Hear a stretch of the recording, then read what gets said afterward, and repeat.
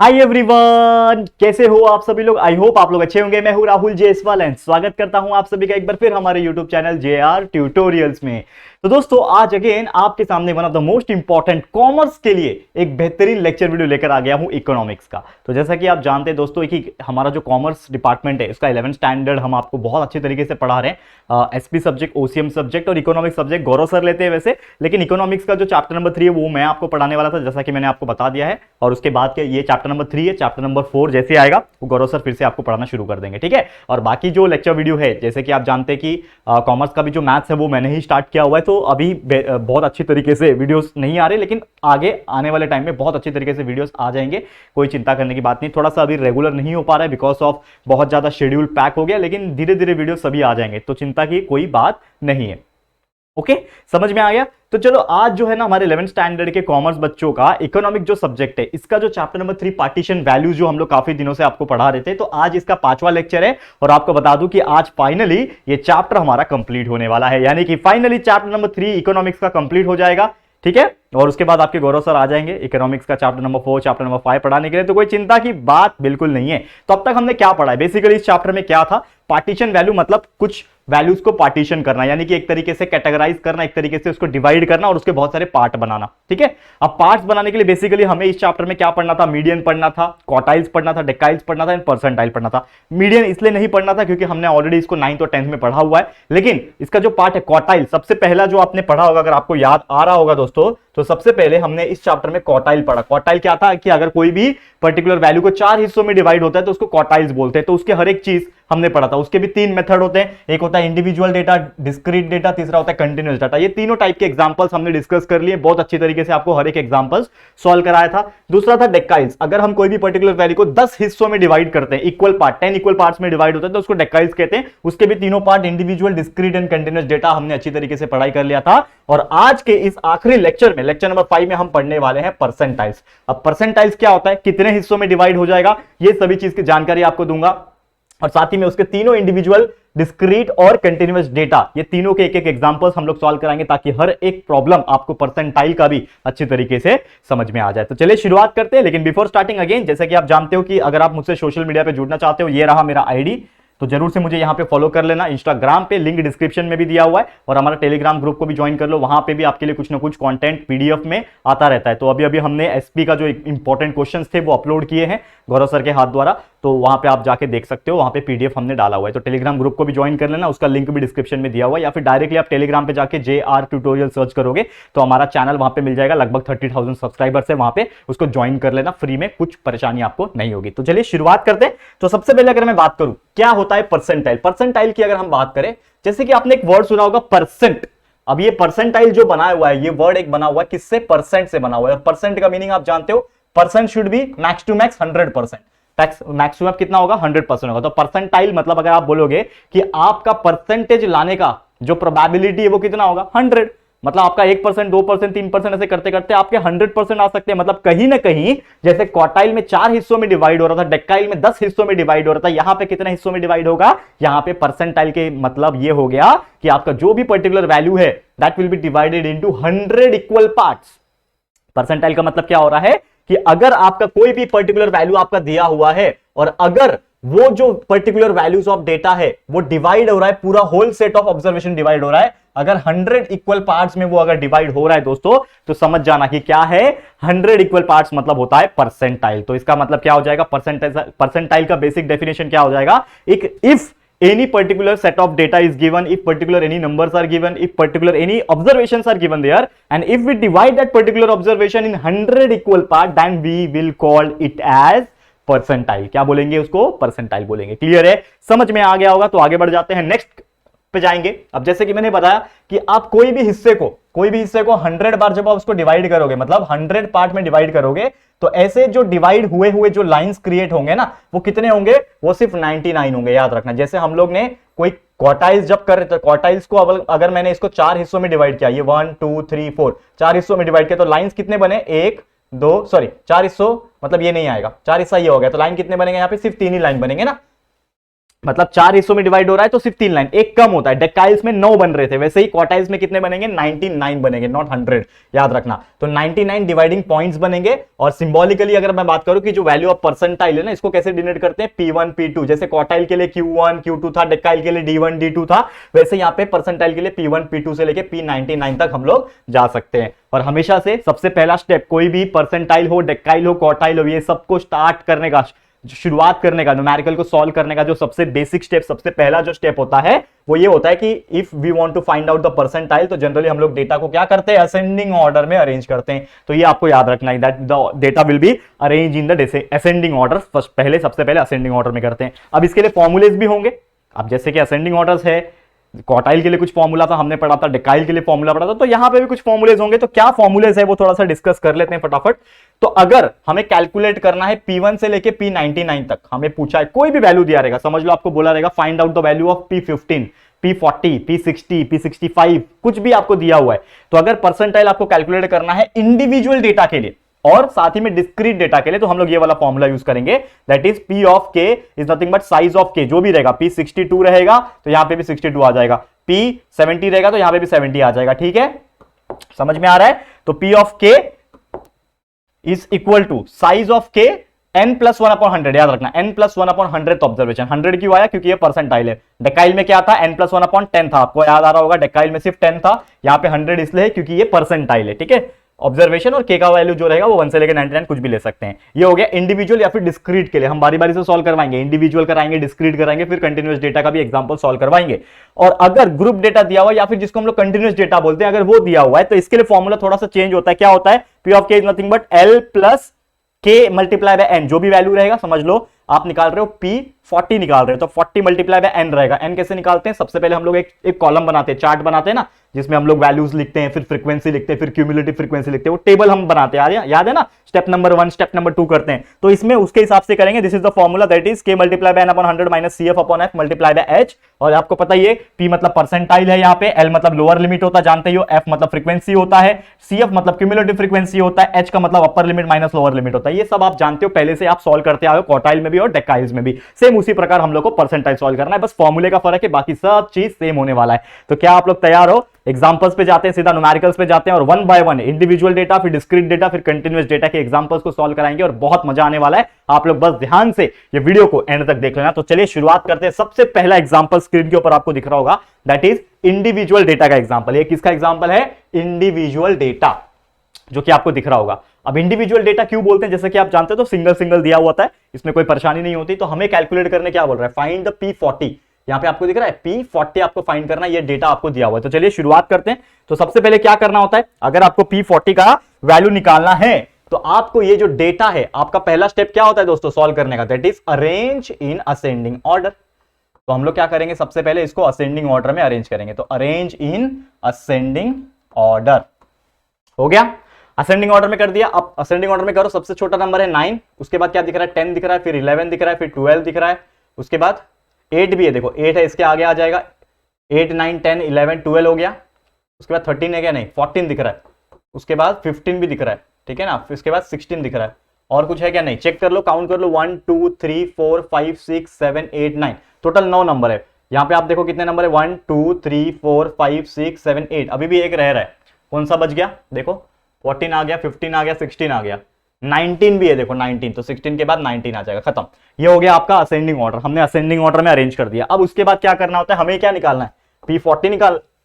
तो P40 का formula क्या हो जाएगा? फॉर्मूला क्या है हमारे पास? That is size of P40 निकाल रहा है, मतलब size of 40 multiply by n plus 1/100 observation. यही फॉर्मूला है हमारा इसके लिए, इंडिविजुअल के लिए और डिस्क्रीट के लिए, यही रहने वाला है ना, यही फॉर्मूला है। तो डाल दो इसमें वैल्यू। तो P40 will be equal to what? Size of 40 multiply by n plus 1। n कितना है? सबसे पहले देखो यहां पे काउंट कर लो, हमने काउंट किया था, कितना है? n will be equal to 9, ठीक है। टोटल n का वैल्यू कितना है दोस्तों? यहां पे n का वैल्यू कितना है? 9 है, 9। तो हम लोग यहां पे लिखेंगे दैट इज 9 प्लस 1/100 ऑब्जर्वेशन, ठीक है। अब इसको सॉल्व करते हैं, चलो फटाफट से। क्या हो जाएगा नेक्स्ट स्टेप? ये तो सेम रहने वाला है, that is size of 40 multiply by n plus 9 plus 1 कितना होता है? 9 प्लस 1 10 अपॉन 100 कितना होता है? 10 अपॉन 100 इज नथिंग बट, लिख दो चाहिए तो 10 अपॉन 100, डायरेक्ट लिख दो यहाँ पे 10/100th ऑब्जर्वेशन। ठीक है, समझ में आ रहा है? देखो ये बार बार आपको लिखना पड़ता है, इसके लिए प्रिपेयर्ड रहना। ठीक है, ओके नेक्स्ट स्टेप, P40 निकालना है हम लोग को, that will be equal to size of, अब देखो 40 मल्टीप्लाई बाय 10 400, 400 डिवाइड बाय 100 कितना हो जाएगा? 400 divide by 100 is nothing but 4, तो ये हो जाएगा फोर्थ ऑब्जर्वेशन। ठीक है, फोर्थ ऑब्जर्वेशन। ठीक है, तो P is equal to size of fourth observation, तो चौथा कितना है? 1 2 3 4, P40 का वैल्यू आ जाएगा, यहाँ पे काउंट करो, फोर्थ ऑब्जर्वेशन निकालना है ना, चौथा कौन सा है? इसमें देखो जो हमने असेंडिंग ऑर्डर में बनाया, इसमें पहला ये है, दूसरा, तीसरा, चौथा, चौथा क्या है? 11 है, तो P40 इज इक्वल टू 11, ये हमारा फाइनल आंसर। खत्म, यहाँ पे सॉल्व करने की जरूरत नहीं, फालतू में स्पेस बनाया, खत्म हो गया। देखो कितना छोटा एग्जांपल था, ऐसे ही आते हैं। ये तो एक ही वैल्यू पूछा है ना, P40 पूछा है, कभी कभी आपको P40 साथ में P60 दो वैल्यू पूछ देगा, तो बस कुछ नहीं करना है, बस जैसे आपने P40 के लिए सॉल्व किया वैसे P60 के लिए सॉल्व करना है, अगर आपको दिया होता तो। ठीक है, लेकिन एक ही वैल्यू दिया था तो हमने निकाल दिया कि P40 जो था, यानी कि परसेंटाइल ऑफ 40th, जो 40वें नंबर का जो परसेंटाइल है, उसका जो वैल्यू आ रहा है वो कितना आ रहा है दोस्तों? 11 आ रहा है। कितना आसानी से आपने निकाल दिया, करेक्ट है? देख सकते हो आप लोग कितना सिंपल है। ऐसे एग्जांपल एग्जाम में पूछेंगे तो आप लोग कर पाओगे, बिल्कुल आराम से कर पाओगे, है कि नहीं? चलो आगे बढ़ जाते हैं, अगले क्वेश्चन के ऊपर जाते हैं। ठीक है, अब जाते हैं नेक्स्ट क्वेश्चन, जो कि बोल रहा है डिस्क्रीट डेटा। आपको दिख रहा है, दैट इज डिस्क्रीट डेटा।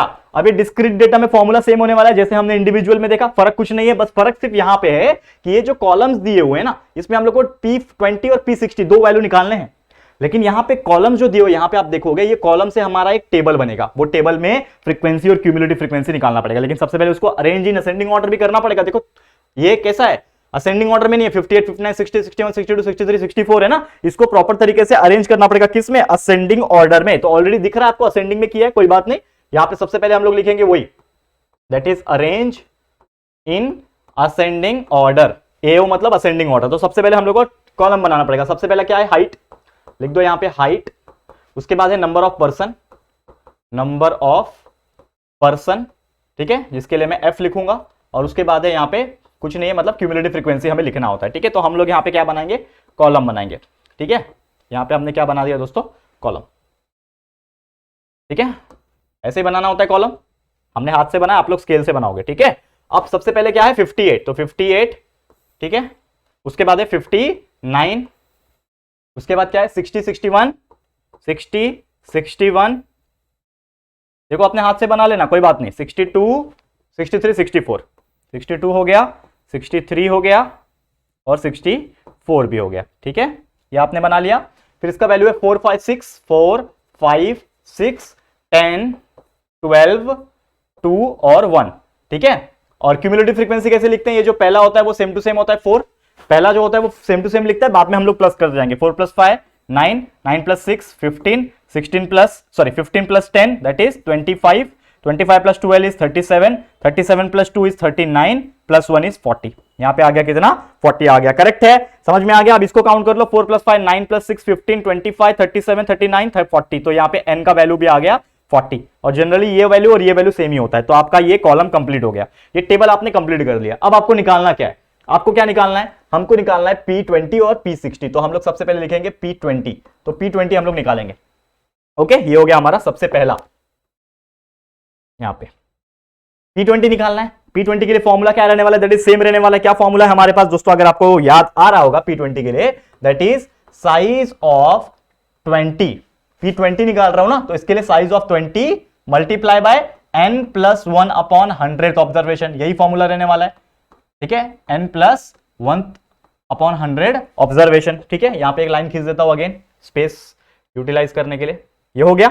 अब देखो यहां पे P20 निकालना है हम लोग को, तो that is nothing but the size of 20 multiply by n। कितना है यहां पे? आप देखो यहां पे n, यहां पे हमारे पास 40 है, यानी कि 40 + 1/100 observation, 100th observation.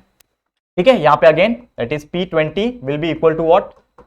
Size of 20 multiply by 40 + 1 is 41/100 is 41/100 लिख दो।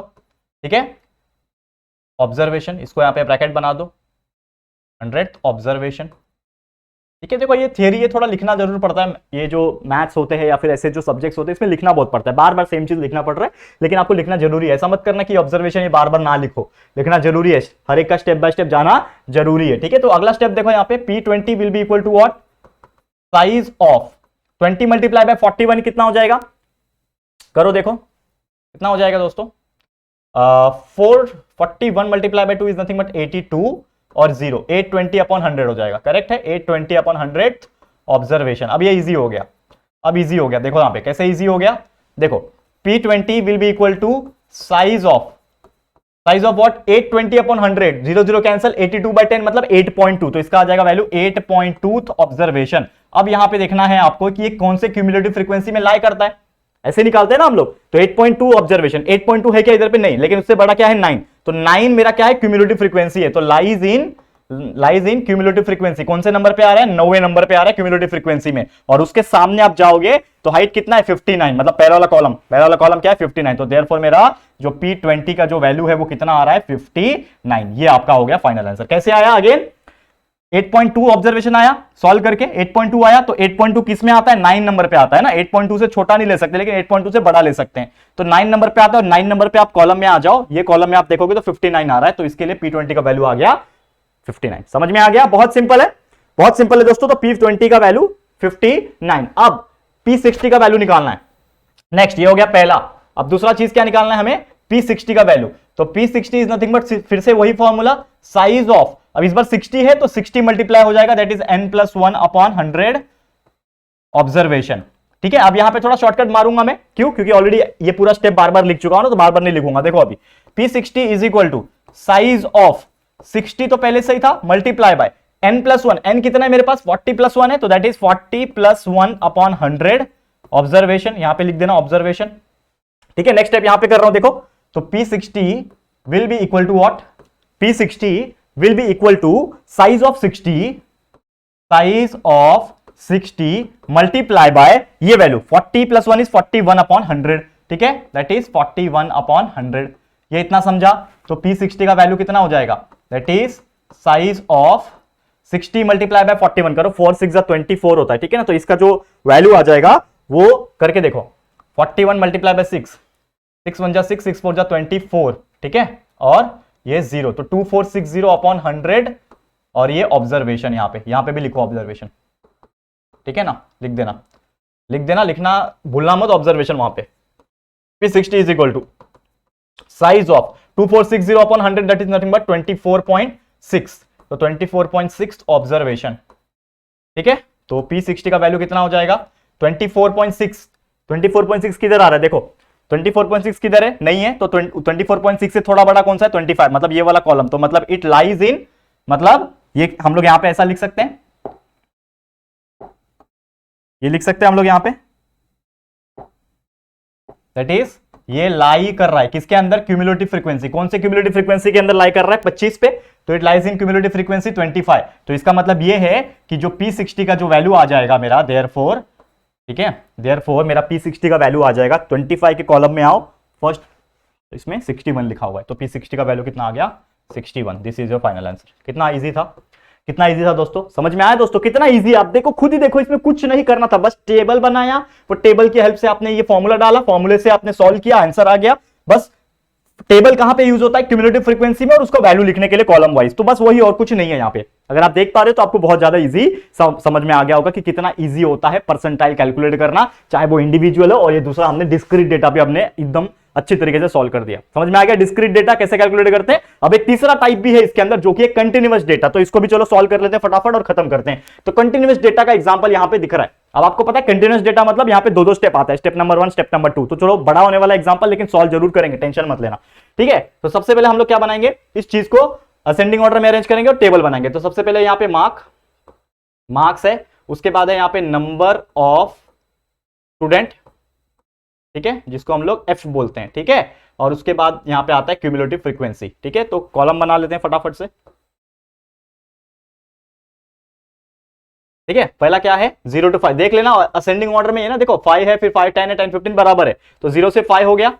उसके बाद है 5 to 10, ठीक है, 5 से 10 हो गया। उसके बाद है 10 से लेके 15, ठीक है, ये हो गया। उसके बाद है 15 से लेके 20, ये हो गया। उसके बाद है 20 से लेके 25। मतलब बिल्कुल आसानी से हमने ये सॉल्व कर दिया। ठीक है, समझ में आ गया। ये हमने टेबल यहां पे बना लिया, इसको कंप्लीट कर देते हैं टेबल को, यहां से यहां से ऐसे बन गया आपका टेबल, मस्त। अब इसके सामने क्या है, 3 है, 7 है, 20 है, 12 है, 8 है। ठीक है, क्यूमुलेटिव फ्रीक्वेंसी पहला 3 रहेगा, 3 + 7 इज 10, 10 + 20 इज 30, 30 + 12 इज 42, 42 + 8 इज 50। मतलब n का वैल्यू कितना हो जाएगा, इसको प्लस कर लो, 10, 20, 40, 42, 8, 50, ये भी हो गया 50। और ऑब्वियसली ये और ये वैल्यू सेम ही आते हैं। तो ये हो गया। अब हम करेंगे यहाँ पे हमारा पहला स्टेप, स्टेप नंबर 1। क्या है हमारा स्टेप नंबर 1? अगर आपको याद नहीं आ रहा होगा तो मैं आपको याद दिला दूंगा, टेंशन मत लेना। तो हम लोग सबसे पहले करते हैं हम लोग स्टेप नंबर 1। स्टेप नंबर 1 क्या है? हम लोग को कैलकुलेट क्या करना है, P65। दिख रहा है आपको? क्या कैलकुलेट करना है? P65। मतलब P65 मुझे निकालना है। तो P65 का फॉर्मूला क्या हो जाएगा? क्या हो जाएगा दोस्तों? आपको अगर याद आ रहा होगा ऐसे टाइप के एग्जांपल्स को कैसे सॉल्व करते हैं, तो P65 is nothing but size of, ये फॉर्मूला अलग होता है ना, ये कंटीन्यूअस डेटा का एग्जांपल है, कंटीन्यूअस डेटा का फॉर्मूला अलग होता है, इंडिविजुअल और डिस्क्रीट का सेम होता है, इसका फॉर्मूला अलग है। तो क्या हो जाएगा? दैट इज साइज ऑफ 65 निकालना है P65। तो 65 n/100th ऑब्जर्वेशन। याद आ रहा है? हमने अभी भी फॉर्मूला पढ़ा था ना आपको स्टार्टिंग के पहले दूसरे स्लाइड में, आपको मैंने फॉर्मूला ही पढ़ाया था, अगर आपको याद आ रहा होगा। ठीक है, तो कोई टेंशन वाली बात नहीं है। ठीक है, तो साइज ऑफ 65 n/100th ऑब्जर्वेशन, इसमें वैल्यू डाल दो। हमारे पास क्या वैल्यू है? P65 is nothing but size of what, 65 multiply by n का वैल्यू कितना है हमारे पास? 50। ठीक है, तो n का वैल्यू हो गया 50/100 ऑब्जर्वेशन। लिख दिया यहां पे। सॉल्व कर लेते हैं इसको सॉल्व कर लो। तो P65 का वैल्यू कितना हो जाएगा? साइज ऑफ 65 मल्टीप्लाई बाय 50 कर लो। 65 को मल्टीप्लाई करोगे 50 से तो 3250 आ रहा है। देखो करके देखो, 3250 आ रहा है और नीचे आपका 100 है। तो ये हो जाएगा इसका ऑब्जर्वेशन। ठीक है, अब इसको सॉल्व कर लेते हैं। P65 will be equal to what? Size of 3250/100 कितना हो जाएगा? 32.5 हो जाएगा। ठीक है, तो 32.5 फिफ्थ ऑब्जर्वेशन। अब यहां पे इसको हम लोग देखेंगे किसके अंदर? Size of 32.5 observation. तो 32.5 किस में आएगा बताओ मुझे? 32.5 जो है वो किस में आएगा? ये 30 है तो उससे बड़ा आएगा 32.5, मतलब ये वाले में ही आएगा, 42 वाले में। इसका मतलब ये किस में कर रहा है? Lies in cumulative frequency. कौन से कॉलम में आ रहा है क्यूमुलेटिव के? 42 वाले नंबर पे आ रहा है। इसका मतलब क्या हुआ यहां पे? फर्क कितना है? क्योंकि हम लोग कंटिन्यूअस डेटा सॉल्व कर रहे हैं। डिस्क्रीट होता तो डायरेक्ट वैल्यू इसका आंसर ये आ जाता, 15 से 20 आ जाता। लेकिन यहां पे हम लोग क्या लिखेंगे? ये लिखेंगे कि परसेंटाइल क्लास जो आ रहा है इस चीज का, क्योंकि ये परसेंटाइल निकाल रहे हैं ना, तो सॉरी परसेंटाइल ये ना, हाँ यस, परसेंटाइल क्लास जो आ रहा है वो कितना आ रहा है? इसका मतलब मेरा परसेंटाइल क्लास क्या आ रहा है? 42 के सामने देखो क्लास कितना है? 15 से 20। तो 15 से 20 मेरा परसेंटाइल क्लास है, वैल्यू नहीं है, आंसर नहीं है, ये परसेंटाइल क्लास है। और इसी के हेल्प से हम लोग को मिलेगा एल का वैल्यू। लोअर क्लास कितना है? 15, एल का वैल्यू मिल गया। एच का वैल्यू क्या होता है? अपर माइनस लोअर, 20 में से 15 गया, कितना बचा? 5। एच का वैल्यू ये हो गया। उसी कॉलम में देखो फ्रीक्वेंसी का वैल्यू कितना है? 12, मतलब एफ का वैल्यू कितना लिया है? 12। फिर क्यूमुलेटिव फ्रीक्वेंसी क्या होता है? जो क्लास हमें सिलेक्ट किया, मतलब जो कॉलम सिलेक्ट किया उसके जस्ट पहले वाला, प्रीसीडिंग होता है ना, उसके पहले वाला। तो मतलब मेरा क्यूमुलेटिव फ्रीक्वेंसी कितना है? 30। ठीक है, और क्या बच गया? एन का वैल्यू ऑलरेडी पता है मुझे, 50। ये सब वैल्यू पता है मुझे, आ गया मेरे पास। स्टेप वो नंबर 1 यहां पे कंप्लीट होता है। अब मैं लिखूंगा यहां पे स्टेप नंबर 2। ठीक है, अब आ जाएगा मेरा स्टेप नंबर 2। स्टेप नंबर 2 क्या होता है? ये सभी वैल्यू मिलने के बाद इसमें हम लगाते हैं स्टेप नंबर 2, जिसमें मेरा कैलकुलेट होगा क्या? P65 कैलकुलेट करना है। तो मेरा फॉर्मूला क्या हो जाएगा? L प्लस अंडर रूट, मतलब सॉरी ब्रैकेट में L प्लस ब्रैकेट में क्या हो जाएगा? 65 निकाल रहे हैं P65, इसके लिए 65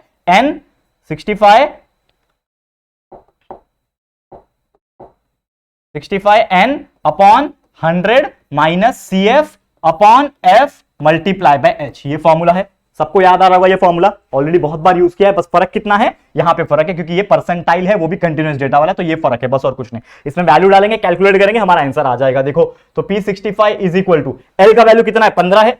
एल का वैल्यू कितना है मेरे पास? 15 प्लस, ठीक है ना, एल का वैल्यू कितना है मेरे पास? 15 है। तो 15 प्लस 65 मल्टीप्लाई बाय एन कितना है? 50। तो 65 मल्टीप्लाई बाय 50 अपॉन 100, ब्रैकेट में लिख दो इसको। तो 65 multiply by 50 upon 100 minus CF का वैल्यू कितना है हमारे पास? देखो 30, CF का वैल्यू है 30 अपॉन F का वैल्यू कितना है? 12, and that whole multiply by H का वैल्यू है 5। इसको सॉल्व कर लेते हैं फटाफट से, वैल्यू मिल जाएगा हम लोग को। तो 15 plus 15 plus 65 multiply by 50 upon 100 कितना होता है? यही होता है ना, 32.5। करेक्ट है, ऑलरेडी हमको पता है। तो 32.5 माइनस 30 अपॉन 12, और ये पूरा मल्टीप्लाई बाय 5। फटाफट से सॉल्व कर लो। तो P65 इज इक्वल टू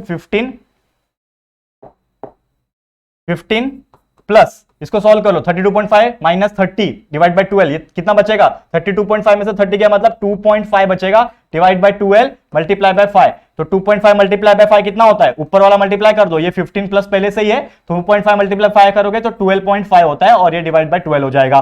तो P65 that will be equal to ये 15 plus 12.5 divide by 12, 12.5 divide by 12 करके देखो तो 1.25 आता है, करेक्ट है। 1.04 आता है, करेक्ट है, 1.04 आता है। 1.04 ऑलरेडी मैंने निकाल के रखा हुआ है, आप करके देख लेना। 12.5 को 12 से डिवाइड करोगे तो 1.04 आता है। तो देयरफॉर P65 का जो वैल्यू आ जाएगा 15 plus 1.04 is nothing but 16.04। This is your correct answer. तो आपको जो पूछा गया था कि P65 का वैल्यू निकालो, कितना आसानी से निकाल दिया। बस देखो ये कंटिन्यूअस डेटा है तो थोड़ा स्टेप्स बढ़ गए, बस स्टेप नंबर 1 और स्टेप नंबर 2 आ गया, बाकी सब सेम था। बाकी बस फॉर्मूला का खेल है, फॉर्मूला डाला, कितना आसानी से हमने कैलकुलेट कर लिया। बस इसी तरीके से आपको इसको सॉल्व करना है और कुछ नहीं, कितना आसानी से हमने कंटिन्यूअस डेटा भी सॉल्व कर दिया। और इसी के साथ ये जो परसेंटाइल जो हमने सीखा आज, उसका इंडिविजुअल प्लस डिस्क्रीट और प्लस कंटिन्यूअस डेटा, ये तीनों टाइप के एग्जांपल्स हमने सॉल्व कर दिया।